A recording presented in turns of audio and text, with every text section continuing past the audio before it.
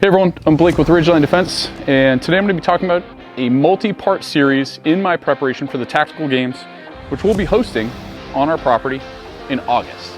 Come along, see if we can learn anything.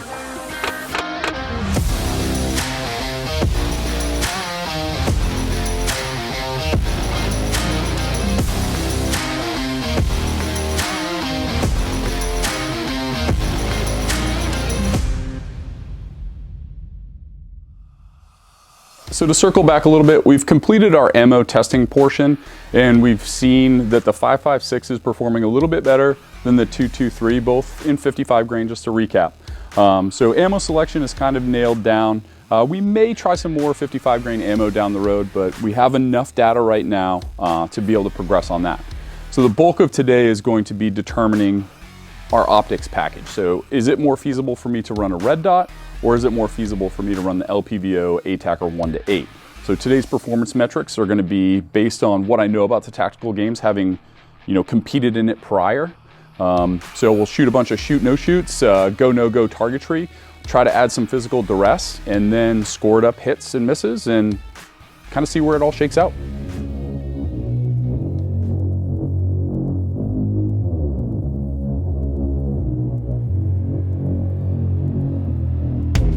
A big part of this performance metrics is kind of trying to get my heart rate up before I start shooting this a little bit, so I can see what the rifle, optic, ammo, and shooter package is capable of.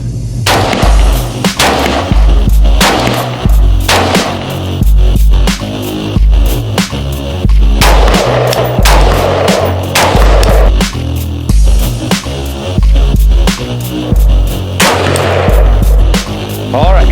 So again, just working through these drills, trying to simulate a little bit of elevated heart rate.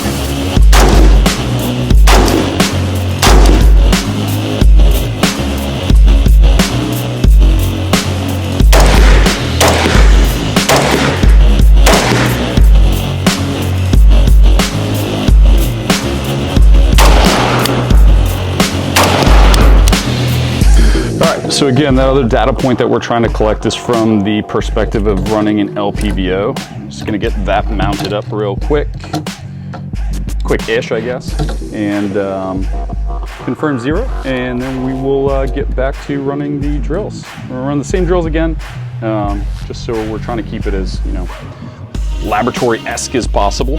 And yeah, go down and take a look at everything and see how it shakes out.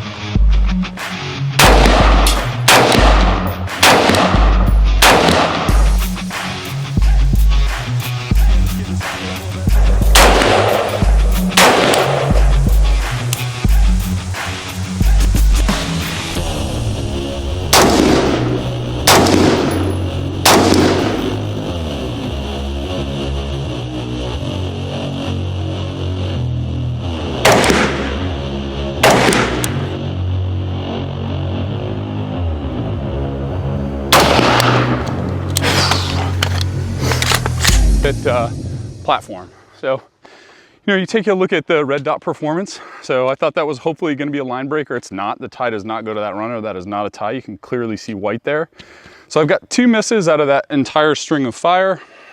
Let me come over to the LPVO. And we got 3 misses. And I'll be honest with you, I guess I could call that one maybe a 4th miss. Let's say it's 4 for the sake of argument. From, nuts to bolts, let's call it 3. I'm not surprised that I had these 2 additional misses, and these ones came from the seated firing position. I honestly don't remember the last time I did seated firing position with magnification. It's probably been over a year. So maybe a little bit Blake. That one was earlier in the string. That was the standing unsupported. So pretty close. Obviously there's a metric that we can balance out of the 25 rounds that we fired on each target. So we'll do some math and we'll have some more of that in a little bit. So one thing that we haven't talked about is the mid magnification package that the LPR was more or less designed for. So let's dive into that.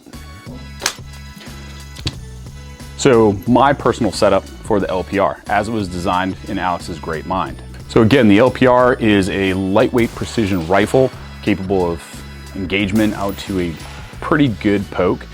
So doctrinally, it used to be 1x of magnification per every 100 yards. And what we're seeing change is you really need like 2x per every 100 yards. So, you know, at Ridgeline, we have out to 600 on one of our facilities, out to 1,200, 2,000 on the other side. So I've got the Leupold Mark V, 3.6 to 18, which is generally what we all run. It's either a Night Force ATACR 416 or 420, or the Leupold Mark V series. Almost always in a Badger mount, which mine's sitting in. I have an offset aimpoint T2, riding a LaRue, just happens to be what I like. Get it on my support side. So could you use this in the tactical games as a viable option? The answer is 100% yes. Is it maybe a little overpowered? You could probably argue in both directions, and here's like 2 cents for it. Low end of the spectrum magnification on Leupold Mark V is 3.6 power. Oddly enough, I was running about 3 power on the ATACR 1 to 8 for all the drills that we were doing under physical duress. Would I use more magnification in certain courses of fire? Yeah, probably if I needed to, right?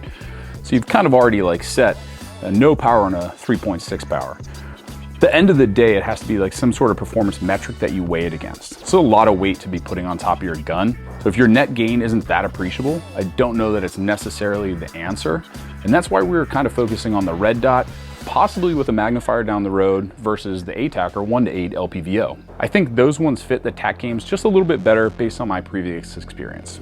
Red dot comes in at 7 ounces, and it held a 92% accuracy through the positional work that we did today. The LPVO came in at 1 pound, 14 ounces, we'll call it, and had an 88% accuracy rating. And again, 2 of those misses were kind of on the shooter. So I knew my natural point of aim was a little off when I took that seated position, and I flew 2 a little bit right. So is it really trailing in the accuracy department or not? Time will tell. We're gonna continue testing. So all in all, we talked about quite a few things. Talked a little bit about kit, a little bit about attire. I didn't mention footwear. Honestly, wear whatever you're comfortable in. Ridgeline has some rough stone, so I wouldn't wear like flat Vans. The MTEs seem to work well up there. But I would definitely be ready to move over some, you know, uneven terrain. So maybe if you have ankle problems, think about something a little bit higher up. I'm gonna be rocking the Triple Out Design pants, whatever t-shirt I pull out of the drawer that day.